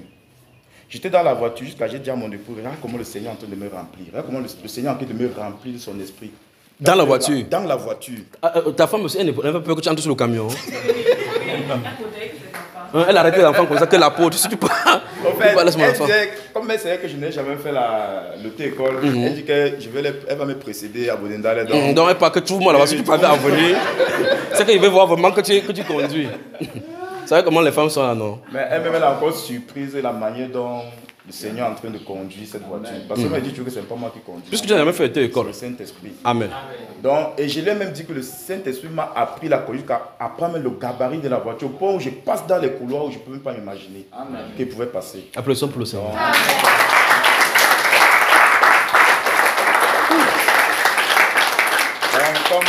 Attends, comme quand tu as trouvé dans ta femme à la prière, elle est rentrée dans ta voiture pour rentrer. Nous sommes venus à ça. Vous voulez dire que le jour là, quand elle a dit qu'il vient, que d'abord, quand elle a vu maintenant que tu venais à la voiture jusqu'à garer, maintenant elle a dit qu'on entre pour rentrer. Non, ça, elle disait ça avant qu'on ne vienne même ici à l'assemblée. Ok, c'est que quand je vais partir d'abord avant que tu viennes. Mais le jour qu'il fallait venir, elle a eu le courage d'entrer. Mais elle attrape son enfant comme ça. Elle a mis la ceinture jusqu'à attacher même l'enfant. Quand on essaie jamais, le gaz peut confondre l'embrayage avec l'accélération. Je vais vous raconter une chose. C'est comme ça, un jour, nous allions à Makepe pour prêcher un jour. Je conduisais au niveau de Total Lokbaba. J'ai senti un style de parfum dans la voiture, ça sentait. J'ai dit à ma femme que quelque chose sent dans la voiture. J'ai dit non, c'est le parfum, ton parfum bizarre que tu mets toujours dans la voiture là. Il dit non, ce n'est pas l'odeur de passager, mais c'est mélangé. Et petit à petit, la fumée sortait vers les endroits où il y avait souvent la climatisation. Donc il y avait un câble qui brûlait là. J'ai garé la voiture, j'ai tourné à Total Colbon comme ça là. Total Lokbaba. J'ai serré quelque part là-bas. Vous savez ce qu'elle a fait? Première chose, elle est sortie avec ses enfants. Elle protège d'abord ses enfants. Quand vous voyez une femme qui est trop menacée, elle dit que non, ma vie c'est mes enfants. Le jour qu'elle s'est levée, elle doit que pour le meilleur, pour le pire, l'enfant était là. Elle est sortie avec ses enfants, elle s'est mise à l'abri. Je suis resté dans la voiture, calme. J'ai tiré la partie où il y a la radio là. Parce que c'était derrière, la fumée était là, le feu était là. Quand le feu prend derrière dans la voiture, vous avez quelques secondes, ça va brûler toute la voiture. C'est ce qui est fait, frère. J'ai attrapé le feu avec la main, j'ai éteint ça avec mes mains comme ça. Amen. Elle est encore entrée dans la voiture, on est parti à la prière. Les gens étaient prêts pour sortir, les trucs là pour faire comme ça. J'ai éteint le feu j'ai enlevé le câble. Il dit, j'ai appuyé. Ça me brûlait, le câble me brûlait la main. J'avais deux choix, soit de laisser la voiture fuir, que ça brûle toute la voiture. Et quand ça brûle comme ça, quand les gens voient à l'extérieur, on dit les conditions. Que les gens, vous voyez un petit garçon qui a la Mercedes comme ça, vous comprenez qu'on voulait vendre l'enfant là, c'est pour ça qu'on fait comme ça là. En même temps, tu ne connais rien. J'ai attrapé le feu, j'ai éteint ça. Donc, c'est pour dire que les femmes là, quand c'est fort, elles fuient avec l'enfant et te laissent. Ce sont les bonnes femmes, elles protègent aussi l'enfant, d'accord? Donc, je vais profiter encore pour donner un dernier témoignage. Souffrez un peu, s'il vous plaît. Par rapport à ce que le frère vient de dire, bien aimé, c'est vrai. Je me rappelle, quand j'avais le Seigneur fait grâce, j'ai ouvert une petite boutique. J'ai acheté une machine à écraser. Et lorsque j'ai branché cela, le câble était faible. Ça a commencé à prendre feu dans la boutique même, puisque le branchement était là-bas pour la machine. Ça a pris feu et il y avait le courant. Il fallait aller arrêter le compteur loin à la maison. Je suis parti arrêter les câbles là avec les mains. J'ai tiré, j'ai débranché.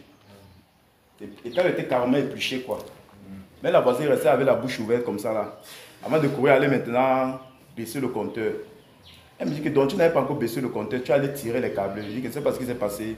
Je suis seulement allé tirer. Le Saint-Esprit m'a gardé. Amen. Il n'a pas permis que le courant me frappe. Amen. Donc, c'est plusieurs comme ça, bien aimé. Amen. Amen. Confiance au Seigneur. Amen. Merci.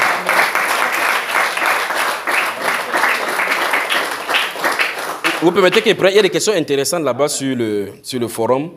Il y a des questions intéressantes. Et il y a une autre qui est intéressante vraiment qu'on va prendre dans la suite là. Avant qu'on ne continue avec vous avec les témoignages. Je vais lire quelques questions ici. C'est Zosa qui pose la question. Shalom, j'ai une question. Dans le livre de Luc chapitre 24, verset 13, le Seigneur apparaît à 2 disciples dans le village appelé Emmaüs. Ah, la suite c'est où là? La Bible donne le nom du premier disciple, Cléopas. Est-ce que le deuxième disciple est l'apôtre Pierre? Vous avez suivi la question? Il dit que la Bible donne le nom du premier disciple. Qui ça? Maintenant, il me demande si le deuxième disciple, c'est l'apôtre Pierre. Qui a écrit ça dans le livre de Luc? C'est lui qui a écrit, non? C'est pas ça, hein? Il a mis le nom de qui? Cléopas. le deuxième est nommé, la personne me demande si celui-là qu'on n'a pas nommé là, c'est l'apôtre Pierre. N'est-ce pas, il veut me mettre dans le problème avec la Bible? On a donné le nom du deuxième. Non. Donc le deuxième n'a pas de nom. Amen. On est d'accord? Très bien. Maintenant, il y a une question intéressante ici. Selon 1 Thessaloniciens chapitre 5, verset 23, je comprends que, bon, là-bas, dans 1 Thessaloniciens, il dit que tout votre être, votre corps, âme et esprit soient gardés irrépréhensibles jusqu'à la venue du Seigneur, d'accord? Selon 1 Thessaloniciens chapitre 5, verset 23, je comprends que tout être humain est constitué de l'esprit, l'âme et le corps. Quand le Seigneur se révèle à nous, il nous donne le Saint-Esprit qui vient habiter en nous. Maintenant, la personne dit, ma question est la suivante. Est-ce que le Saint-Esprit remplace l'esprit humain ou le Saint-Esprit cohabite avec l'esprit de l'homme? Vous avez vu cela? Maintenant, voici une question intéressante. Maintenant, il va essayer de dire quelque chose qui risque d'être bizarre, d'accord? Vous avez moi? Hein? Très bien. Mais même si ça vous semble bizarre, et que je suis bizarre, et que la chose que je vais dire est bizarre, aimez-moi toujours, d'accord? Parce que notre amour n'est pas basé sur des choses bizarres. Si ça vous dépasse, vous laissez ça de côté, continuez à m'aimer. Jésus avait deux esprits. Bonjour les frères. Bonjour. Jésus avait deux esprits. Comment vous me regardez comme ça? Il dit d'abord que vous me regardez bien pour voir si vous m'aimez toujours. Avant qu'il avance, il veut répondre à la question qui est là. C'est pour ça qu'il dit ça. La personne se dit que chaque être humain est formé de corps, âme et esprit. Et il dit quand Dieu nous visite en nous donnant le Saint-Esprit, est-ce que notre esprit, l'esprit Saint-Esprit remplace notre esprit? Quand l'esprit vient habiter à vous, on dit que vous êtes quoi? Vous êtes? Oui, ça c'est... On dit que ce processus-là est appelé quoi? Vous êtes possédé, c'est-à-dire quoi? Vous avez reçu le baptême du Saint-Esprit. Vous avez reçu le baptême. Quand tu as plongé dans l'eau, on t'a plongé. Non, c'est le baptême, non? C'est-à-dire qu'on t'a plongé. Voici toi qu'on plonge dans l'eau. Très bien. On dit que ça, c'est le baptême d'eau. Il y a aussi le baptême du Saint-Esprit. Très bien. Et en tant qu'être humain de chair, voici la chair. Je peux te baptiser dans l'eau, c'est-à-dire que je te plonge dans l'eau au nom du Seigneur Jésus. Parce que je vois ta chair. C'est cette chair, c'est que je plonge dans l'eau. J'ai plongé ta chair dans l'eau. On dit donc que tu as reçu le baptême d'eau. Mais pour le baptême du Saint-Esprit, il n'y a qu'une seule personne qui le fait. Il s'appelle qui? Très bien. Donc, comme je t'ai fait avec la main comme ça, là, il t'attrape, il te met comme ça dans l'eau, c'est comme ça qu'il fait avec ton esprit.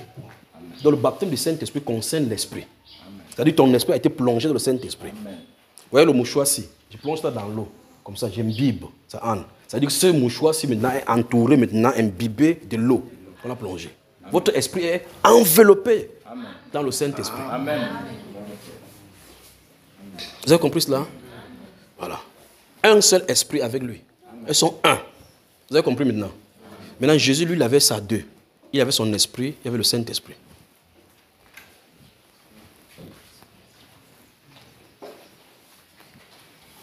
À la croix, quand il expire, il dit, Père, je remets mon esprit entre tes mains. C'est son esprit humain là maintenant. Parce qu'il faut qu'il soit homme, il faut qu'il ait trois aussi. Soit quand c'est Jésus, comme ça, quand on touche comme ça, vous commencez à faire attention, n'est-ce pas? Parce que c'est quand même Jésus. Après, quand tu vas vouloir démontrer qu'il est Dieu, tu vas dire à quelqu'un que Jésus était 100% homme, 100% Dieu. Quand tu dis 100% homme, ça veut dire qu'il respecte la norme des hommes. C'est-à-dire que corps, âme et esprit. 100% Dieu, ça veut dire qu'il est l'esprit de Dieu. Mais quand il dit que Jésus avait deux esprits, on va me regarder bizarrement. Donc ta part qui est dit facilement est bon, ma part est bizarre. D'accord? Dans cette personne-ci, le Saint-Esprit ne vient pas remplacer l'esprit de l'homme. Vous comprenez? Le Saint-Esprit vient habiter.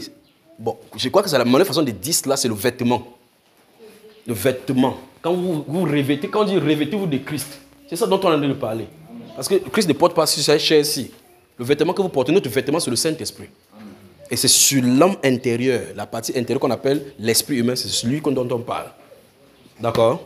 Donc, le Saint-Esprit ne vient pas chasser l'esprit humain à l'intérieur. Parce que le Saint-Esprit est l'esprit humain, c'est le véhicule où le Saint-Esprit entre pour pouvoir faire son œuvre. Et ça, vous comprenez? La mèche qui est dans le réchaud ou bien dans la lampe, en tempête, ça plonge dans le pétrole. Et c'est quand ça plonge maintenant, si on y met le feu, poum, par le caractère, ça commence à brûler. On voit les œuvres à l'extérieur. C'est bien compris, non? C'est intéressant, vraiment. Quelqu'un ici pose la question.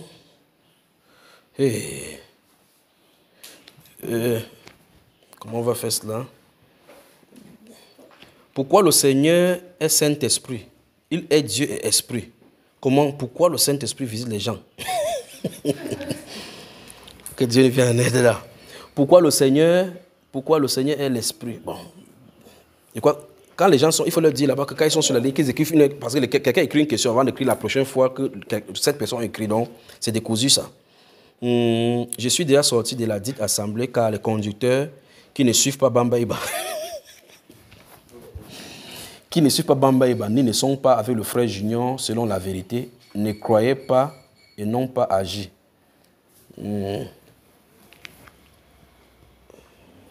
Mon nom, c'est mon nom qu'on a gâté. On a gâté son nom là-bas, il a fui une fois. Très bien. Et vous voyez que finalement, c'est pour cela que non seulement dans le prière qu'on fait pour le réveil, on doit prier pour l'unité des corps du Christ. Pour les chrétiens, des parts d'autres dans le monde entier. Parce que la Bible déclare que les mêmes souffrances, les mêmes tribulations que nous avons sont imposées à nos frères dans le monde. Et quand on parle de nos frères dans le monde, on ne cite pas les frères qu'on connaît. Parce que tu ne peux pas connaître le nombre de chrétiens qu'il y a. C'est le Seigneur qui connaît ceux qui lui appartiennent. Donc cette assemblée, si par exemple, si c'est l'assemblée du Seigneur, ils ont une difficulté. Peut-être ils n'ont pas au milieu d'eux quelques personnes qui ont la sagesse pour pouvoir résoudre le problème. Donc le Saint-Esprit veut que cette personne-ci rentre au milieu de l'assemblée pour apporter la lumière. Amen. C'est pour ça que le Saint-Esprit l'a poussé à poser la question. Donc elle doit rentrer encore vers le conducteur. Malgré qu'on l'a insulté, on a porté son nom, mettre au carrefour, pour aller là-bas pour le faire. Quand elle parle, on choque, elle prend ça sur elle, elle va prier, jusqu'à ce que la lumière entre là-bas. Amen. Question. Il y a certaines personnes qui ont souvent un ardent désir de se confesser aux frères pour libérer leur cœur. En tant qu'homme de Dieu et selon les Écritures, comment gérer ces choses? Très bien. Shalom. Ça c'est une question. Répondons à cette question-ci. Hier, par exemple, j'ai dit, ne confessez pas au péché aux hommes. La seule possibilité que vous confessez le péché à quelqu'un, c'est que tu aies péché contre la personne. Si j'ai péché contre ses frères, si je vais vers lui, je vais résoudre mon problème avec lui. Vous comprenez? C'est les catholiques qui ont ouvert ces choses-là qu'ils appellent un fenêtre où on passe à soi comme ça là. Parce que ce sont les agents secrets de colons. Tu viens là-bas, tu dis que la chef qu'on a cherché là, c'est moi qui ai volé. Il dit, mon fils, et tu as mangé ça où? Tu étais avec qui? Et tu donnes tous les noms. Vous allez dormir là-bas, on vient vous arrêter tous. Alors qu'ils font comme ça, ils prennent l'argent chez les policiers, on le paye. Tu es sûr que les policiers ont fait l'enquête pour tout ça, alors que c'est le prêtre qui a dit ça. Que Dieu nous vienne en aide, d'accord? Si vous péchez contre quelqu'un, allez résoudre le problème avec la personne. Si vous avez péché contre quelqu'un, remarquez dans le livre de Luc chapitre 15, l'histoire du fils prodigue. Il était allé voir son père, il dit, mon père, donne-moi pas d'héritage. Il a prié, il allait se vautrer dans la boue. Quand il a fait ça, le simple fait d'aller vers son père pour dire, donne-moi pas d'héritage, ce qui m'est dû, il avait péché devant Dieu. Parce que ce n'est pas la nomenclature de là-bas. On appelle ça, il ne connaît pas les choses, c'est un profane. Tu ne peux pas prendre l'héritage de ton père alors qu'il est encore vivant. Tu viens de le déclarer mort. Comprenez cela? Souhaiter sa mort. Ça veut dire que le gars s'est attendu que son père meure, son père ne meurt pas. Il dit, mais c'est moi qui vais mourir. Donc mieux il donne ma part, je mange, s'il veut il meurt plus tard, je n'ai rien. Qu'est-ce qu'il a fait? Il veut tuer son père, non frère? Vous avez entendu que quelqu'un prend l'héritage, que quelqu'un n'est pas encore mort? Non. Je dis, voilà un garçon de la Bible qui a fait ça. Donc en faisant ça, il a désobéi aux lois de Dieu. On appelle qu'il est profane, parce qu'il ne connaît pas les choses sacrées. Mais quand il a pris ça, son père a regardé comme ça l'a attristé. Okay, comme tu m'as souhaité, moi, je donne. Il a donné sa portion. Le gars allait. Il dit que fils de riche, là on s'est marché comme ça au carrefour, marché comme ça, il porte les Nike, il tord le chapeau comme ça là. Il marche comme ça. Et quoi que quand on mange l'argent, ça avance. Quand tu as 10 millions, tu manges 10 000, c'est même plus 10 millions. Ça diminue seulement. C'est que tu vois beaucoup de billets, tu crois que c'est beaucoup de billets. Sur le jour, ça reste 4 que tu commences à réfléchir 3 fois. Il a fini de manger, c'était fini. Il allait dire, mais il a vendu, il dit, gars, donne-moi 2 000, il te donne mon Nike. Il a donné 2 000 manches. Même le 2 000 va finir comme 10 millions était fini. Il a vendu jusqu'à vendu tout, c'était terminé. Même son caleçon, il a vendu. Il a dit, là, c'est fort. Il a comme ça, il est allé dans le Pambé. Quelqu'un dit Pambé. Pambé maintenant. Donc, le travail qu'il voit, il fait. Ce qu'il ne voit pas, il ne fait pas. À un moment donné, il allait chez quelqu'un pour faire le Pambé. On a dit, on va laver la porcherie. Il dit que jusqu'à là, ça. La nourriture qu'on venait de donner au porc. Quand on donne, on dit que donne ça au porc. Il regarde la nourriture du porc. C'est plus joli que sa nourriture. Il dit, merde. Il se cache, il mange la nourriture du porc. Après, quelque chose vient en lui. Quelqu'un dit quelque chose. Voilà, là, le Saint-Esprit avance. Parce que c'est là où le Saint-Esprit intervient. Le Saint-Esprit vient à lui dire, mon cher ami, ton corps appartient au Seigneur Jésus. Tu n'as pas fini. Tant que tu es vivant, il y a de l'espoir. On dit, il est rentré en lui-même. Et il s'est dit en lui-même, quoique j'ai péché contre Dieu et contre mon Père, donc contre ce ciel, contre mon Père, j'y rentrerai et je lui dirai ça, je vais aller confesser. Donc lorsqu'il est revenu en son bon sens, à cet instant-ci, il y a le déclic du Saint-Esprit pour te réconcilier à Dieu. Et vous pensez que quel est ce que son père pensait? Quand son fils est parti, il ne voyait pas son fils. Tout ce qu'il a dit, Seigneur, protège mon fils, il ne sait pas ce qu'il est devenu. Pas vrai? Quand il a vu revenir, il rentre du champ, il est tombé comme ça, wow. Première chose, il a couru l'embrasser. Mon père, mon père. Il n'a pas dit à quelqu'un en route que j'ai péché contre mon père, non. Il dit, j'ai péché contre le ciel et contre toi. Je suis venu vers toi prendre l'héritage alors que je ne devais pas faire, Seigneur, pardonne-moi. Contre toi parce que j'ai fait du mal à toi. Il fait comme ça, même si mes doigts m'emploient ici, au moins tu vas me donner quelque chose à manger parce qu'il y a de bonne nourriture ici. Le père a dit qu'enlever, lui a donné la bague d'autorité, il lui a donné le vêtement, on a nettoyé, on a fait encore la festivité jusqu'à... Ce garçon-ci, il ne peut plus jamais aller faire du mal avec l'argent, pas vrai? Il a appris à sa leçon. Il a appris sa leçon. Le point c'est, il est venu vers son père, parce que c'est vers lui qu'il l'a confessé. Et quand il est venu, le problème a été résolu. Vous avez compris? Portez le péché, votre péché, vous allez dire à quelqu'un. Vous ne savez pas que c'est le calomniateur, c'est le haut-parleur de l'église là-bas. Si tu parles jusqu'à ce que dit... Le but ici, le problème dans le message, c'est que la personne dit qu'il faut se décharger. J'arrive là-dessus. Il dit que, mon frère, je souffre trop, je sais quoi. Bon, il y a les jeunes enfants là-bas. La femme de tel, l'enfant qui sont là-bas, il croit que l'enfant c'est l'enfant du père là. C'est moi mon enfant, il ne sait pas comment faire, mes pensées me jugent. Vous avez compris ce qu'il dit, non? Donc il a 4 enfants dans l'assemblée. Par exemple. Il allait dire à qui? À un haut-parleur. Quelqu'un dit haut-parleur. Haut-parleur. Prochain à ça, mais quand tu entres, tout le monde dit regarde comme ça, chacun regarde. Tu comprends que ça a cuit sur toi. Donc le déchargement que tu peux te faire, tu t'es seulement chargé. Ton vrai problème commence là-bas. Donc il faut faire attention. Même dans la gestion des crises, il faut être sage. Ce n'est pas n'importe qui gère les crises. Encore moins dans le monde. Imagine dans l'église. On ne gère pas les crises n'importe comment. Dans 1 Corinthiens chapitre 6, la Bible déclare qu'il n'y a pas de sage parmi vous qui est capable de juger entre les frères. Ce n'est pas n'importe qui. Il faut avoir la sagesse de Dieu. Donc il y a un don de sagesse pour diriger et juger au milieu des peuples. Des gens que Dieu a pour que s'il y a des contestations entre 2 frères, il est capable de résoudre ça par le Saint-Esprit. Vous comprenez, frère? Alors, n'allez pas confesser vos péchés aux gens, sachant que ces péchés-ci, vous pouvez confesser comme ça devient péché pour la personne, pour toi et pour toute l'assemblée contaminée. La meilleure façon de se confesser, si tu vas faire quelque chose, va dans le secret, prosterne-toi, sois déterminé, confesse ça, ouvre ça et parle à Dieu et sors là-bas, tu vas être libéré. Amen. Vous avez compris? Amen. Maintenant, la personne dit que si nous sommes les hommes de Dieu et que la personne vient de venir, il va se décharger. La Bible nous dit dans 1 Timothée chapitre 1 Pierre chapitre 5, on dit déchargez-vous sur le prédicateur quand il prend soin de vous. Non. Sur le frère Junior. Non. On dit décharger sur qui? Très bien. Donc si quelqu'un dit que je vais me décharger, tu dis mon ami, je ne suis pas un dépositoire de péché. Tu as compris? Il y a un qui porte le péché, il s'appelle, va décharger ça sur lui. Très bien. Donc quand quelqu'un vient, c'est pour ça que quand les gens viennent souvent chez moi, ils bavardent, ils veulent bavarder. Quand ils regardent et ils disent que sa vie est mauvaise, il dit à ma femme ouvre la chambre, voilà, ferme-toi là-bas. Prends du temps que tu as, parle au Père dans le secret. Quand tu auras fini, tu juges que tu as fini, sors, tu viens. Tu vois la personne entre, abattue, il ressort, son visage a changé. Amen. Tu passes juste le temps. D'autres font comme ça, ils disent à quelqu'un que entre dans la chambre, tu ne peux pas parler. Le temps qu'il dit que tu as arrangé le truc là, il sort, il est fini. Et tu as fini, il dit rentre là-bas. Alléluia. Que le Seigneur vous bénisse. On prend une pause et on revient bientôt. Le temps que les autres partent. Parce que c'est que les gens vont partir ici. Regardez-vous les uns les autres.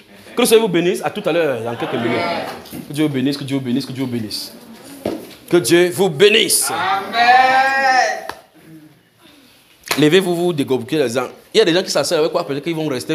Les gens vont partir, je suis sûr. Soyez bénis, soyez bénis, soyez bénis. À tout à l'heure, dans quelques minutes.